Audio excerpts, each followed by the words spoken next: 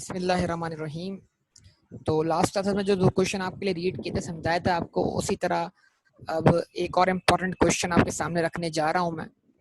इसके ऊपर हम बात करेंगे, डिस्कशन करेंगे आपसे। तो ये क्वेश्चन नंबर 29 है, मिस्टर अजीज। ये भी एक पुराना क्वेश्चन है और इसी को अमेंड करके आई कैप ने एक नया क्वेश्चन बनाया हुआ था, अशफाक वाला। समझ लें, अशफाक वाला क्वेश्चन मुझे लगता है कि उसके बनाने के लिए जो क्वेश्चन जो रखा गया था सामने, या जिस क्वेश्चन को देखकर वो क्वेश्चन को बनाया गया था, वो क्वेश्चन 29 है। ठीक है, लिखा हुआ क्या है? Mister Aziz is a sole distribution agent in Karachi for diamond floor tiles. Aziz साहब क्या है भाई? डायमंड फ्लोर टाइल्स के सोल डिस्ट्रीब्यूशन एजेंट हैं। ठीक है भाई बिलाल, तुम्हारे मतलब का क्वेश्चन है, कुछ मिलता जुलता काम है बेटा। Under an agreement with the manufacturer, Mr. Aziz purchases the diamond floor tiles at a trade discount of 20%. Trade discount, trade discount, trade discount वो डिस्काउंट होता है, ट्रेड डिस्काउंट वो डिस्काउंट होता है जिसको माइनस करने के बाद हम परचेज रिकॉर्ड करते हैं। यस और नो? रिस्पॉन्स दीजिए सब लोग। Trade discount of 20% of list price and annually in August receives agency commission। और जो साल भर का जो परचेजेस होती हैं उस पे कमीशन मिलता है 1% ऑफ इस purchases for the year ended on the previous 30 जून। यानी 30 जून पर अगर आपका ईयर एंड होता है तो फॉर एग्जांपल 1 जुलाई से लेकर 30 जून जो 12 महीने के परचेज हैं, उसका आपको जो कमीशन मिलेगा वो अगस्त में मिलेगा, मतलब एक अकाउंटिंग पीरियड खत्म होने के बाद मिलेगा। तो इसका मतलब क्या हुआ? जो भी आपका कमीशन बनेगा वो अक्रूड हो जाएगा साल के एंड पर, और जो इस साल आपने कमीशन रिसीव किया होगा वो प्रीवियस ईयर का होगा। मतलब जो भी आप परचेज करते हैं उस पर 1% आपको एजेंसी कमीशन मिलता है। यस और नो? रिस्पॉन्स दें प्लीज। बात समझ में आती है कि नहीं आती? अच्छा जी। For several years, Mr. Aziz has obtained a gross profit of 40% on all sales. उसका ग्रॉस प्रॉफिट मार्जिन कितना है? 40%। ये मार्जिन है। In a burglary in January 1993, Mr. Aziz lost stock costing 400,000 as well as many of his accounting records. चोरी हो गई उसकी shop पर जनवरी के मंथ में, जिसकी वजह से स्टॉक उसका चोरी हो गया 4 लाख का, और साथ साथ चोर जो है वो अकाउंटिंग रिकॉर्ड्स भी ले गया। इस तरह समझ लें आप। However, after careful investigation, the following information has been obtained covering the year ended 30th June 1993। तो आपने केयरफुल इन्वेस्टिगेशन की और उसके जरिए आपने बैलेंसेस मालूम कर लिए, पिछले साल के क्लोजिंग बैलेंस जो कि ऑब्वियसली इस साल के ओपनिंग बैलेंस है। तो assets and liabilities as at 30th June 1992, तो 1 जुलाई 1992 पर ये ओपनिंग बैलेंस बन जाएंगे आपके पास। बिल्डिंग की कॉस्ट क्या है? 1 मिलियन। बिल्डिंग पर अब तक कितनी अक्यूमुलेशन क्लेम हो चुकी है? 6 लाख रुपए। तो बिल्डिंग की WDV कितनी है? 4 लाख रुपए opening WDV। Motor vehicle at cost 5 lakh रुपए लेस अक्यूमुलेशन कितनी है उसकी? 2 लाख रुपए। ओपनिंग स्टॉक 3,20,000 रुपए। ट्रेड डेटर्स फॉर सेल्स 6,30,000 रुपए। एजेंसी कमीशन ड्यू, ये कमीशन जो कि लास्ट ईयर ड्यू हुआ था, लास्ट ईयर आपकी इनकम बना था, इस साल आप इसको रिसीव करेंगे, क्योंकि ये 1992 के 30 जून 1992 के एंड पर ड्यू है ना, रिसीवेबल है। ये रिसीव हो चुका होगा इस साल, क्योंकि क्वेश्चन ये बता रहा है आपको कि जो एक साल का कमीशन होता है वो अगले साल मिलता है अगस्त में। तो ये 30 जून 1992 पर जो कमीशन ड्यू है वो अगस्त 1992 में रिसीव हो चुका होगा। और अब 1 जुलाई 1992 से लेकर 30 जून 1993 तक का जो कमीशन होगा वो आपको कब मिलेगा? अगले साल अगस्त में। 30 जून क्या कहते हैं 30 जून 1993 के बाद जो अगस्त आएगा, अगस्त 1993 में। तो इसका मतलब क्या हुआ? जो इस साल की परचेज है उसका कमीशन ड्यू होगा, और जो इस साल आपने रिसीव किया पिछले साल का है। तो इस साल इसको आपने रिसीव दिखाना है, ख्याल रखिएगा, ये बताएगा एग्जामिनर, बताएगा नहीं, ये सिनेरियो आपने खुद डेवलप करना है। Pre payments of trade expenses 12,000, ये एक्सपायर हो जाना चाहिए क्योंकि ओपनिंग बैलेंस है। बैलेंस एट बैंक आ गया कितना, 431,000। ट्रेड क्रेडिट्स आ गया 420,000। अक्रूड व्हीकल एक्सपेंस 2,30,000 रुपए। तो ओपनिंग एसेट्स और ओपनिंग लायबिलिटीज आपके सामने वाजे तौर पर मौजूद है। अच्छा जी, Mr. Aziz has been notified that he will receive agency commission of rupees 44,000 on August 1, 1993. Mister अजीज को नोटिफाई करवा दिया गया है कि उनको 44,000 कमीशन मिलेगा। तो ये 44,000 कमीशन किस बेस पे मिलेगा, ऊपर वाली लाइन फिर पढ़ लें। मिला है नहीं, रिसीवेबल है, मतलब राइट टू रिसीव एस्टैब्लिश हो गया है। तो कहता है annually in August he receives an agency commission of 1% of his purchases for the year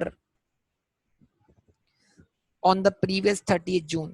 तो 30 जून तक जितनी भी टोटल परचेज होती हैं जुलाई से जून तक की, उसका कमीशन आपको 1% परचेजेस का 1% बनाकर मिलता है। ठीक है, तो इसका मतलब क्या हुआ, अगर ये कमीशन हमारी जो कि मिला नहीं है, जो ड्यू हुआ है 44,000, अगर ये हमारी परचेज का 1% है तो क्या हम इससे परचेज वर्कआउट नहीं कर सकते? अगर हम इसी को ही डिवाइडेड बाय 0.01 कर दें, भाई अगर ये परचेज वैल्यू का 1% है तो इसी को डिवाइडेड बाय 0.01 करें तो आपको परचेजेस नहीं मिल जाएगी। रिस्पॉन्स तो करें सब लोग यार, थोड़ा दिमाग चलाएं, देखें बात इस तरह नहीं बनेगी यार। अगर लाख रुपए का 1% क्या होगा, 1,000 रुपए होगा ना। तो अगर मैं 1,000 को डिवाइड बाय 0.01 कर तो दोबारा लाख रुपए नहीं मिल जाएंगे मुझे। तो अगर कमीशन परचेजेस का 1% है तो इसी को 0.01 से डिवाइड करके परचेज नहीं मिल जानी आपको? बोलिए, रिस्पॉन्स दीजिए। कितनी मिली, 4,400,000। ऐसा ही है सब लोग बेटा। अच्छा जी, stock at cost at 30th June 1993 was valued at rupees 300,000 more than a year previously. हमारा इस साल का क्लोजिंग स्टॉक पिछले साल के क्लोजिंग स्टॉक से 3 लाख से ज्यादा है। तो पिछले साल क्लोजिंग स्टॉक कितना था, 3,20,000। तो इतना तो है, लेकिन इससे 3 लाख से ज्यादा है। तो मतलब हमारा क्लोजिंग स्टॉक का वैल्यू क्या हुआ, 3 लाख या 3,20,000 या 6,20,000? क्या किस ऑप्शन की तरफ जाओगे आप? 6,20,000। समझे बात को? अच्छा जी, okay. In October 1992, stock costing 100,000 was damaged by dampness and had to be scrapped as worthless. तो ये जाया हो गया मटेरियल आपका, इन्वेंट्री लॉस्ट हो गई। इन्वेंट्री क्या कहते हैं आपका, ये क्या हो गया आपका, एक तरह से एबनॉर्मल लॉस हो गया। अच्छा, उसके बाद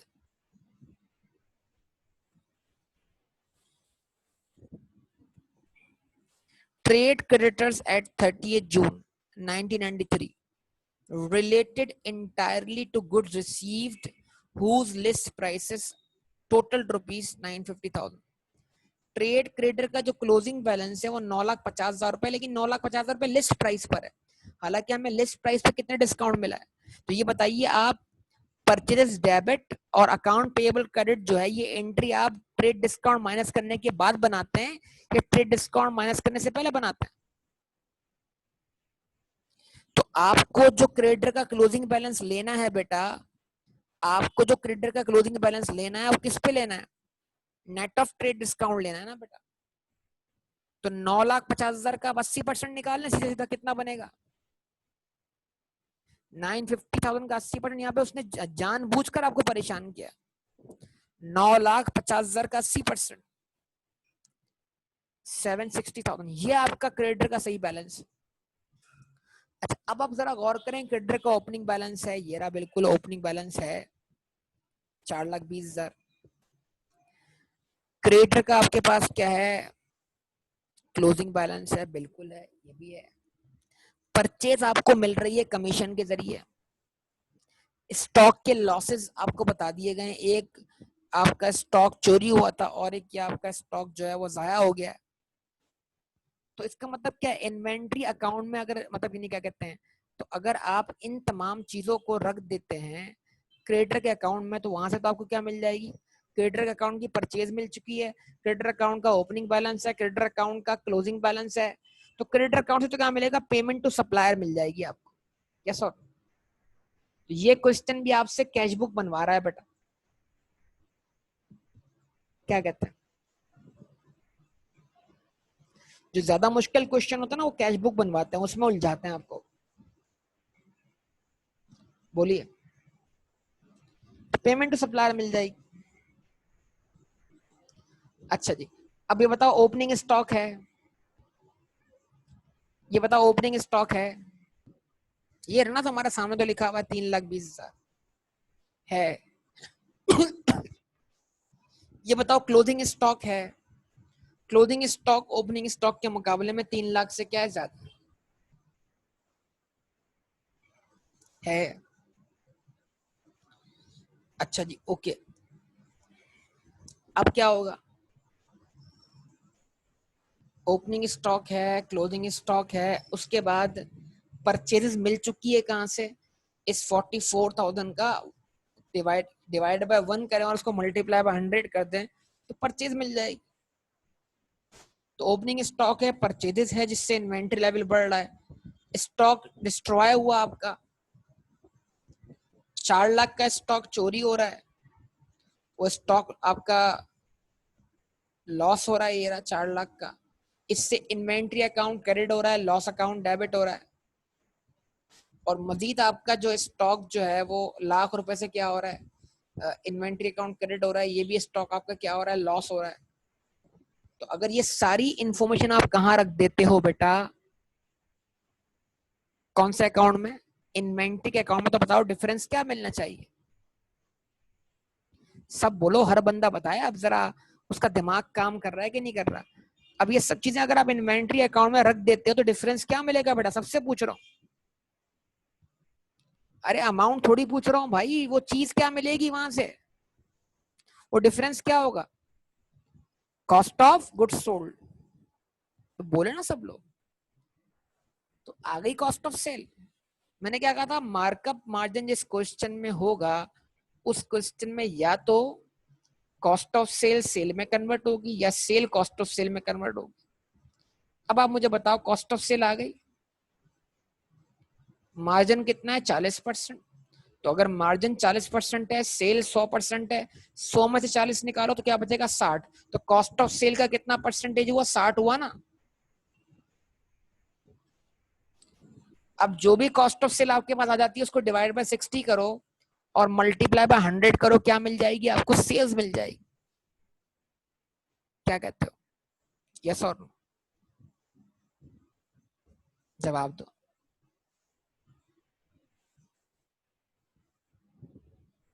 मिल जाएगी सेल्स। अच्छा जी, अब आगे बढ़ते हैं। डिस्काउंट अलाउड कितना है बेटा, 162,000, डिस्काउंट रिसीव भी है, ये भी पुट करना है कहां पर, क्रेडिटर के अकाउंट में, ताकि आपको पेमेंट टू सप्लायर की सही वैल्यू मिल जाए। अच्छा जी, उसके बाद आगे क्या लिखा हुआ आ गया, ट्रेड एक्सपेंसेस प्रीपेड, साल के एंड पे कितने, 8,000, तो प्रीपेड का ओपनिंग बैलेंस है, प्रीपेड का क्लोजिंग बैलेंस है। Vehicle expenses for the year ended June 30, 1993 amounted to ₹702,000। अब इसने vehicle expense for the year दे दिया बेटा, vehicle expense for the year, इस बात को समझो। तो ये अमाउंट सीधा जाएगा प्रॉफिट एंड लॉस अकाउंट। उसने बोला vehicle expense for the year, ये पेमेंट नहीं है, ये एक्सपेंस फॉर द ईयर है, ये डायरेक्ट इसने बोल दिया vehicle expense for the year ended 30 जून, इसको सीधा चार्ज करो profit and loss account. Trade debtors का क्लोजिंग बैलेंस दे दिया, all receipts are pass through the bank account, जितनी भी कलेक्शन है वो थ्रू बैंक हुई है। Depreciation is provided annually at the following rate, 5% on cost, motor vehicle 20% of cost. Cost ऊपर दी हुई है, आपको परेशानी वाली कोई बात ही नहीं। Commission received or paid directly to the bank. तो जो कमीशन पिछले साल का मिला होगा इस साल वो कहाँ होगा, बैंक अकाउंट में डेबिट होगा, और उसकी एंट्री क्या बनेगी, कमीशन रिसीवेबल क्रेडिट, जो आपके ओपनिंग बैलेंस को खत्म कर देगी कमीशन रिसीवेबल की। ऐसा ही है ना। तो अब गलती होने का चांस है, क्या चांस है, ये जो आपको चांस, अब गलती सुनना, ये जो आपको सारे बैलेंस बताए जा रहे हैं ओपनिंग एसेट्स के, इसमें कमीशन लिखा हुआ है यहाँ पर। एग्जामिनर आपको परेशान करता तो इसको यहाँ से थोड़ा गायब कर देता और उसका तस्करा बातों बातों में कहीं नीचे आ जाता। तो इतना कमीशन क्या हुआ है, रिसीव हो चुका है, इसकी एंट्री क्या है, bank debit commission receivable credit, ये ओपनिंग बैलेंस खत्म हो जाएगा। फिर इस साल इतने से कमीशन ड्यू हुआ है, इसकी एंट्री क्या है, commission receivable debit commission income credit, तो इसको अदर इनकम के तौर पर दिखाना है। तो दो अदर इनकम हो गई हैं, एक डिस्काउंट रिसीव्ड, ये ट्रेड डिस्काउंट नहीं, कैश डिस्काउंट है, और एक कमीशन। यस और नो, रिस्पांस दो यार, रिस्पांस दो, बराए मेहरबानी। अच्छा हम कहाँ थे, vehicle expense for the year पर थे। ट्रेड डेटर्स फॉर सेल कितने थे, 670,000। All receipts are pass through the bank, आ गया सब कुछ। Commission receive are paid direct to the bank, तो जो ऊपर 30,000 का कमीशन था उसकी एंट्री क्या बनी, बैंक डेबिट 30,000 से कमीशन रिसीवेबल क्रेडिट। उसके बाद in addition to the payments for purchases the bank the payments were, तो जो आपने पेमेंट की है परचेज की वो कहां से निकालोगे, क्रेडिटर के अकाउंट से निकालोगे, वो ढूंढो आप खुद ही। अच्छा व्हीकल एक्सपेंस के लिए आपने कितनी पेमेंट की है, 672,000। ड्राइंग कितनी पे की है आपने, तो जो पेमेंट की है वो आपका एक्सपेंस नहीं है ना बेटा, ख्याल रखना इस बात का। ड्राइंग्स के लिए कितनी पेमेंट की है आपने, 4,30,000। और ट्रेड एक्सपेंसेस कितने से पे हुए हैं, 7,36,000। अब ट्रेड एक्सपेंस का ओपनिंग ओपनिंग प्रीपेड दिया हुआ है, उस प्रीपेड में इतने से क्या होगा, इजाफा होगा, और 8,000 को छोड़कर बाकी सारा एक्सपायर हो जाएगा, एक्सपेंस बन जाएगा। यस और नो। तो ये ट्रेड एक्सपेंस की पेमेंट है, ट्रेड एक्सपेंस खुद नहीं है, ख्याल रखना इस बात का। ओपनिंग ट्रेड एक्सपेंस का प्रीपेड दिया हुआ है, उसमें इतने से इजाफा हुआ, और टोटल जो अमाउंट है प्रीपेड का उसमें से 8,000 छोड़कर बाकी सारा रिलीज हो जाएगा, उसे चार्ज कर देंगे प्रॉफिट लॉस अकाउंट, और इस 8,000 को एसेट दिखाएंगे एसओएफपी में।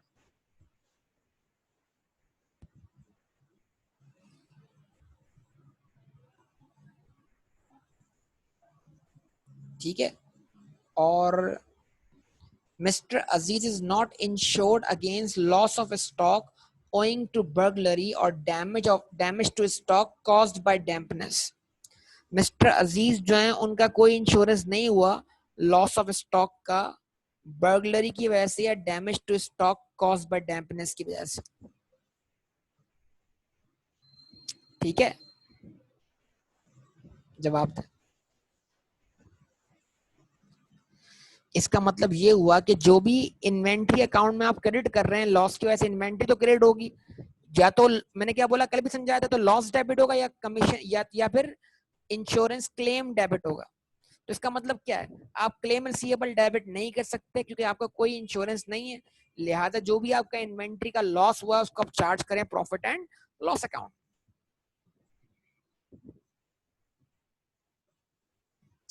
अच्छा अब एक काबिल गौर बात क्या है, एसओएफटी बनाने के लिए क्या मिसिंग है बेटा, सारे क्लोजिंग बैलेंस मिसिंग है, वो वर्कआउट करना है। बैंक का क्लोजिंग बैलेंस नहीं आ रहा तो इसका मतलब बैंक अकाउंट बनेगा ताकि आप क्लोजिंग बैलेंस निकाल सको, और बैंक का क्लोजिंग बैलेंस निकालने के लिए आपको पेमेंट टू सप्लायर निकालनी पड़ेगी। सेल्स जो आई है उसको पुट करना है डेटर के अकाउंट में, देखो डेटर का ओपनिंग बैलेंस है, डेटर का क्लोजिंग बैलेंस है, लेकिन रिसिट फ्रॉम डेटर कहीं नहीं बताइए आपको, तो सेल पुट करो डेटर के अकाउंट में ताकि क्या मिल जाए, रिसिट फ्रॉम डेटर मिल जाए, उसको रखो कहां पर, बैंक के अकाउंट।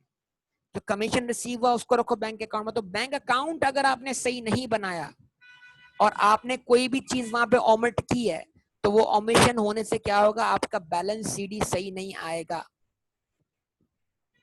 और बैलेंस सीडी सही नहीं आएगा तो उसका मतलब क्या होगा, बोलिए, समझे बात को या नहीं, रिस्पॉन्स दे मेरी बात का।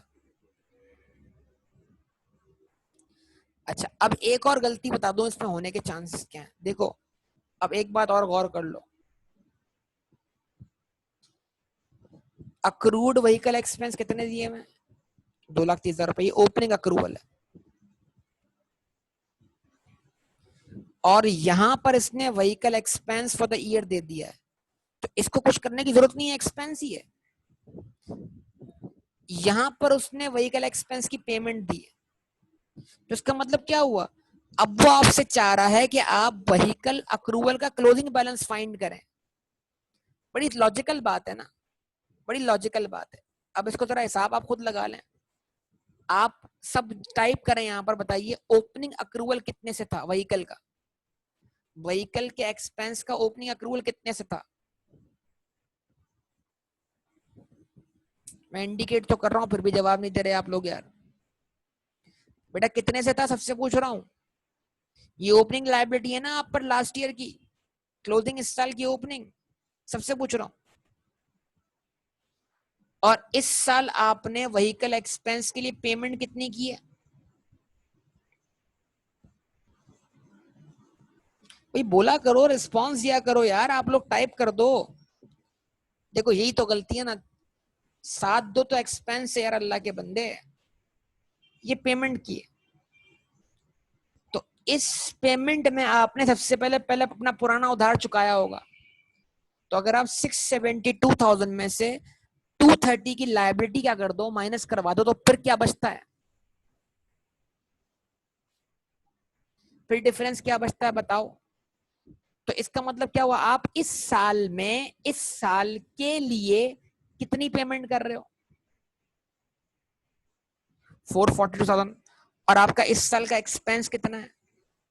तो एक्सपेंस आपका पेमेंट से कितना ज्यादा है? अब 442 और 7,02,000 का डिफरेंस निकाल लो,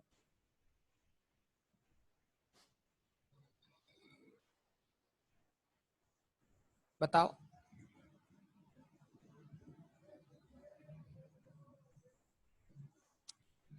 तो 260 क्या हो गया आपका, क्लोजिंग अक्रूवल हो गया। आप चाहें तो इसको टी अकाउंट बना के भी निकाल सकते हैं, बीडी रखें, पेमेंट रखें, transfer to profit loss account रखें, डिफरेंस जो होगा बैलेंस शीट हो जाएगा। तो यानी कि आपको क्लोजिंग अक्रूवल खुद से कैलकुलेट करना है व्हीकल एक्सपेंसेस का। यस और नो बोलो बेटा, बोलो, रिस्पांस दो, आप सबके रिस्पांस का ही मुंतजिर हूं। क्या कहते हैं आप?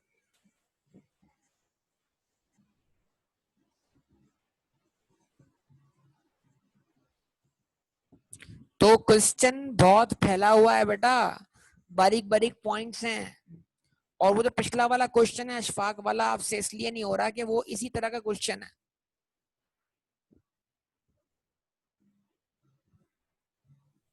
क्या कहते हैं,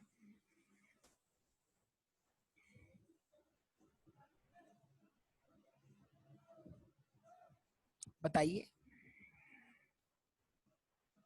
रिस्पांस दीजिए बेटा, रिस्पांस दीजिए।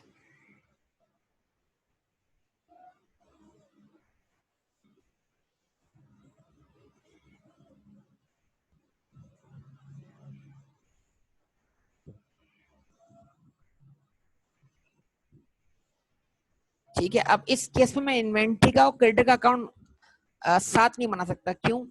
इसलिए कि पेमेंट तो सप्लायर भी निकालनी है, वो निकलेगी कहाँ से? क्रेडिटर के अकाउंट से। और कॉस्ट ऑफ सेल निकालनी है, वो कहाँ से निकलेगी? इन्वेंट्री के अकाउंट से। तो जब दो चीजें निकालनी हो तो फिर दो अकाउंट्स को आप मर्ज नहीं कर सकते। समझे बेटा? अगर एक वैल्यू मिसिंग होती, कॉस्ट ऑफ सेल, तो हम उस अकाउंट से मिला के निकाल लेते हैं उसको। क्या कहते हैं आप सब?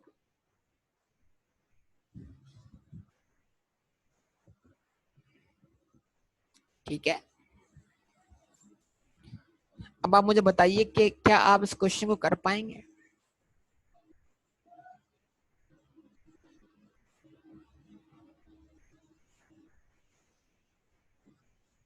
या मैं कर दूं सॉल्व इसको अभी?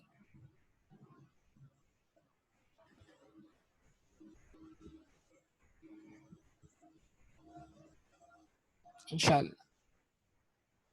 चले, अच्छी बात है, इंशाल्लाह देखते हैं। ये वाला जज्बा चाहिए बेटा।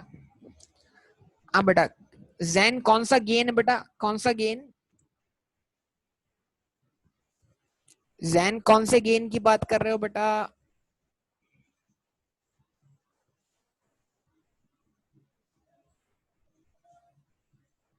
अच्छा, ओके।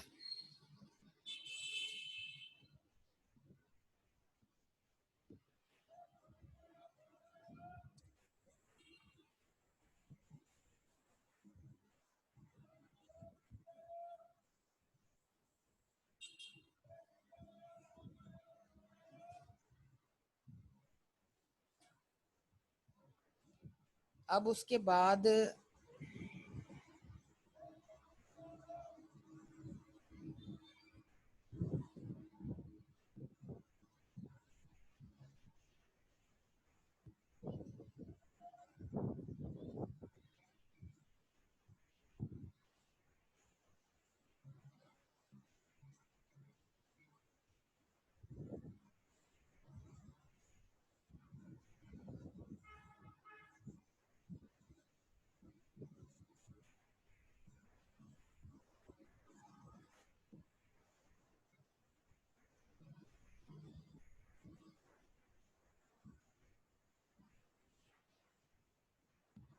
ये आ गया अशफाक वाला question. Following is the balance sheet of Ashfaq at 30 June 2013। Ashfaq का कैपिटल आ गया, क्रेडिटर्स आ गए, अक्रूड रेंट आ गया, लोन टेकन फ्रॉम अ, अभी मेंशन नहीं है, फ्रॉम फ्रेंड लिया होगा, किसी भाई से लिया होगा, दोस्त से लिया होगा, motor car 2 million, furniture 1 million, stock in trade 1,805,000, debtors 350,000, prepaid insurance, balance at bank और कैश इन हैंड। तो ये आपके सामने ओपनिंग बैलेंस शीट रख दी गई है। Okay, now Ashfaq needs to submit his trading profit loss account for the year ended 30th June 2014 and balance sheet of that date to his banker in order to obtain an overdraft facility। अब अशफाक को bank OD facility चाहिए, तो उसको bank को submit करनी है अपनी financial statements. ठीक है जी। he has not maintained proper books of accounts of the business but has provided you the following information।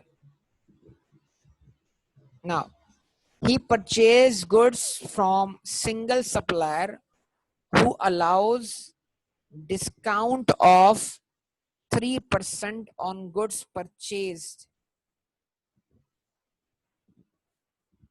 in excess of rupees 3 million।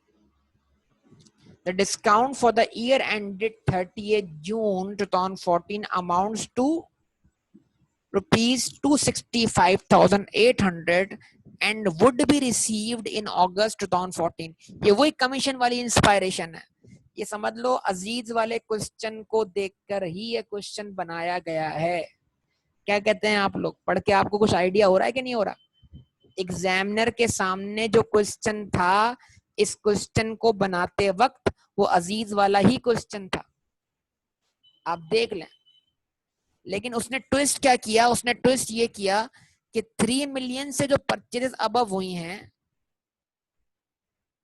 3 million से जो परचेज अबव हुई हैं, ठीक है, उन पर डिस्काउंट मिलेगा। मतलब ये आपका 30 जून 2014 पे डिस्काउंट बनता है, उसने कमीशन को डिस्काउंट में तब्दील कर लिया और डिस्काउंट कैश फॉर्म में रिसीव होगा। ये डिस्काउंट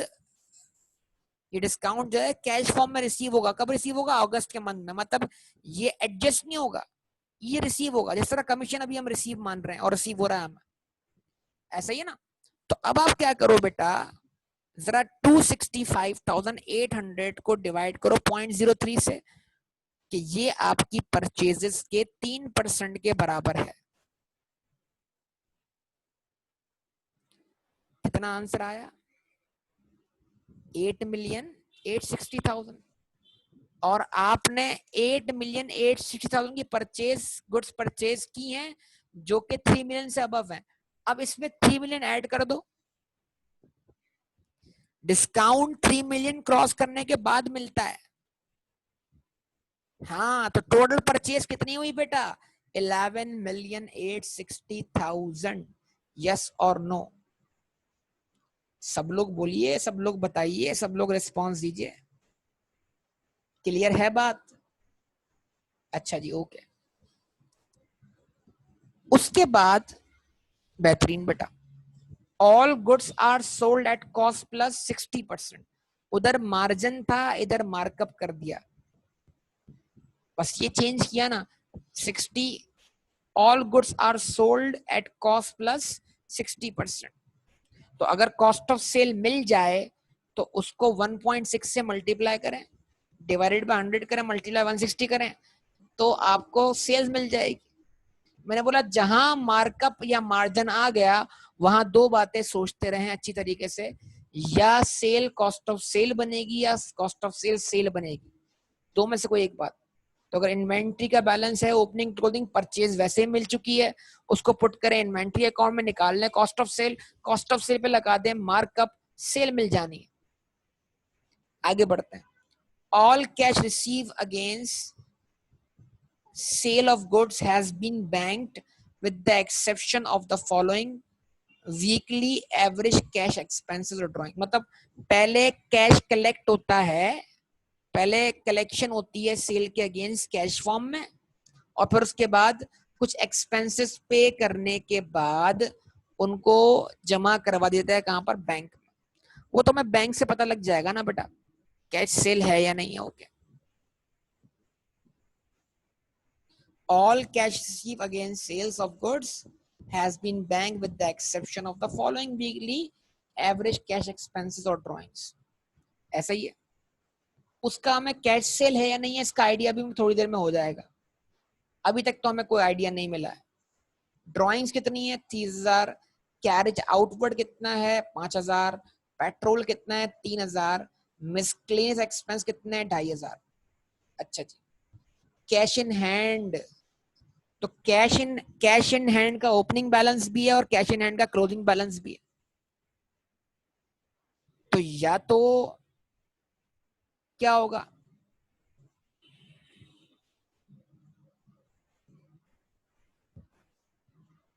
या तो क्या होगा? अब आपको डिफरेंस मिल जाएगा, मे बी वो डिफरेंस कैश सेल हो। ऐसे ही है ना? अब इसको देख लें, देख के आपको आइडिया होगा। पहले इसको पढ़ लेते हैं। अच्छा जी। अब ये कलेक्शन फ्रॉम, ये क्लियर नहीं, शायद ये कलेक्शन फ्रॉम डेटर्स हो सकता है, और ये कैश ट्रांसफर टू बैंक है। ये आएगा कैश अकाउंट की क्रेडिट साइड पर। परचेज ऑफ गुड्स से धोखा मत खाना, ये पेमेंट टू सप्लायर है, पेमेंट ऑफ रेंट है, repayment of loan to a friend. तो ये जो आपका जो लोन का ओपनिंग बैलेंस था बेटा, कितना था? 27,900। ये दोस्त से आपने लोन लिया था, अब ये लोन आपने वापस कर दिया है पूरा का पूरा।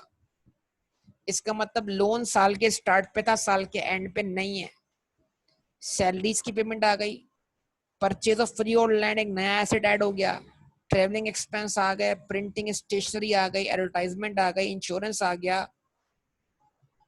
उसके बाद ट्रक हायर चार्जेस आ गए, मिसटेंस एक्सपेंस आ गए, कार एक्सपेंस फॉर बिजनेस आ गए। तो एक्सपेंसेस की लंबी फहरिस्त मौजूद है। इधर आप डॉट लगा देंगे उन एक्सपेंसेस पर जिनके अक्रूवल्स हैं, क्रेडिटर पर, ठीक है, जिनके अक्रूवल्स हैं। अब ऊपर आप अच्छी तरह दोबारा अक्रूवल्स देख कर आए कि कौन कौन सी अक्रूवल्स थे आपके पास और कौन कौन से प्रीपेमेंट्स थे। जिन एक्सपेंसेस के अक्रूवल और प्रीपेमेंट्स ना हो, उनकी जितनी पेमेंट है उसी पेमेंट को आप क्या मान लेंगे? एक्सपेंस मान लेंगे। ठीक है, अच्छी तरह क्वेश्चन रीड करना बड़ा जरूरी है बेटा। अच्छा जी, ओके जनाब। अब आगे क्या लिखा हुआ है देखो। Depreciation on motor car and furniture to be provided at 30% and 15% respectively under reducing balance method। Stock in trade। अब ये क्वेश्चन भी क्या कर रहा है? ये क्वेश्चन भी आपसे डेटर का क्लोजिंग बैलेंस निकलवाएगा, क्रेडिटर का क्लोजिंग बैलेंस निकलवाएगा। कुछ समझ पा रहे हैं बात या नहीं? तो बड़ा सिंपल सा मामला हो गया। पहले देखें, परचेज तो हमें ऊपर ही मिल गई, यस और नो। उस परचेज को पुट कर दे हम कहां पर, इन्वेंट्री के अकाउंट में, यस। और उससे हमें क्या मिल गया, कॉस्ट ऑफ सेल मिल गई। कॉस्ट ऑफ सेल पे लगा दिया मार्कअप, क्या मिल गई, टोटल सेल मिल गई। ठीक है जी, जवाब दो।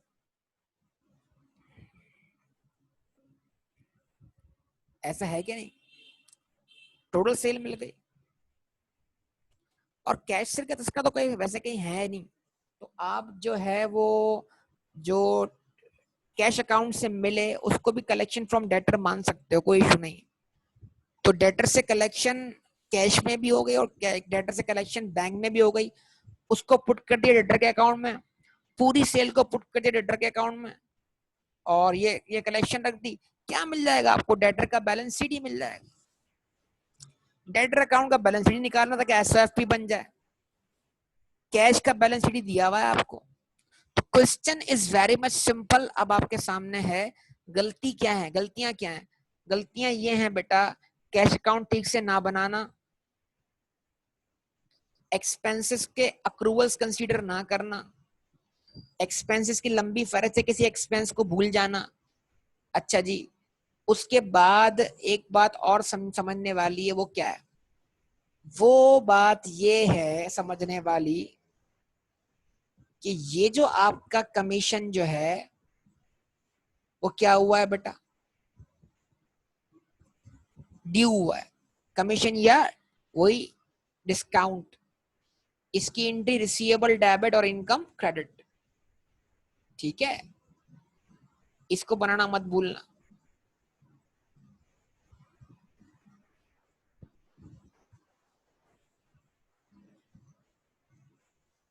ठीक है जनाब, तो ये आपके सामने सारी बातें आ रही हैं। यहाँ पर क्या आपके पास अक्रूड रेंट है, डॉट लगा लेना रेंट पर। प्रीपेड इंश्योरेंस, डॉट लगा लेना इंश्योरेंस के ऊपर। तो दो एक्सपेंसेस के अक्रूवल्स हैं, बस बाकी सारे एक्सपेंस जैसे लिखे हुए आ रहे हैं वैसे आप क्या कर दें। ये बैंक का ओपनिंग बैलेंस है, ये कैश का ओपनिंग बैलेंस है। मेरे ख्याल से क्या है इस क्वेश्चन में बिलाल, अब तुम मुझे बताओ यार, इस क्वेश्चन में क्या बचा है जो तुमसे गलती हो रही हो।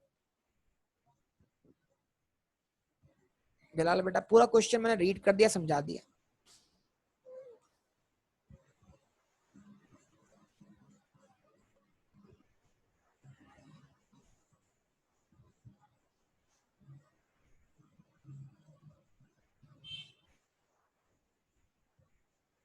बैंक क्लोजिंग ओडी है, वो तो आप वर्कआउट कर लोगे, बैलेंस बीडी रखोगे, ये रिसिट्स ऐड करोगे, पेमेंट लेस करोगे, खुद ब खुद बैंक ओवरड्राफ्ट मिल जाना है आपको। वो तो आप कैलकुलेट कर ही लोगे ना यार, बैंक ओवरड्राफ्ट उसने दिया तो नहीं है आपको बैलेंस शीट, वो तो आप निकाल ही लोगे, इतना तो आप कर लोगे, मुझे उम्मीद है। इतनी उम्मीद आपसे रखी जा सकती है ना बेटा, क्या कहते हैं।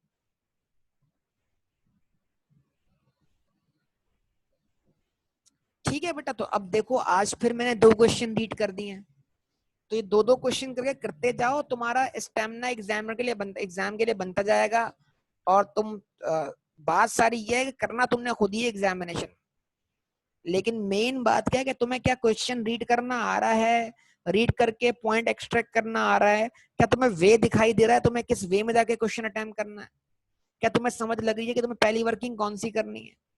पहली वर्किंग की तुमने परचेज वाली, उस परचेज को पुट किया तुमने कहां पर, इन्वेंट्री के अकाउंट में, ओपनिंग क्लोजिंग स्टॉक रख के कॉस्ट ऑफ सेल निकाल लिया, कॉस्ट ऑफ सेल पे लगाया मार्कअप, सेल वर्कआउट कर ली, सेल और कॉस्ट ऑफ सेल मैच किया, आपके पास आ गया ग्रॉस प्रॉफिट। उसमें अदर इनकम क्या किया आपने, ऐड की डिस्काउंट रिसीव जो आपको मिलना है।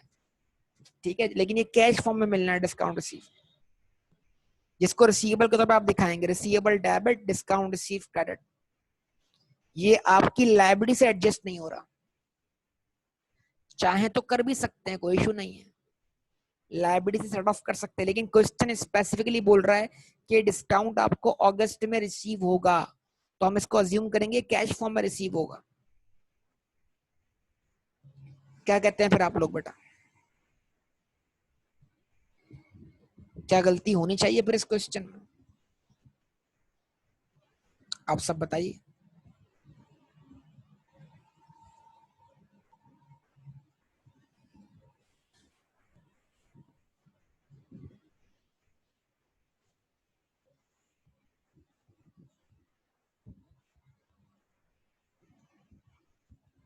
हो जाएगा सबसे बेटा।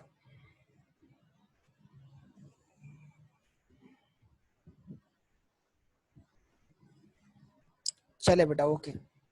तो अब लाजमी सॉल्व करना है, और अगर कोई प्रॉब्लम हो तो बता देना आप लोग मुझे, ठीक है। ओके, इसको स्टॉप करते हैं इंशाल्लाह। मजीद बात आपसे कल करेंगे अगली क्लास। अल्लाह हाफिज।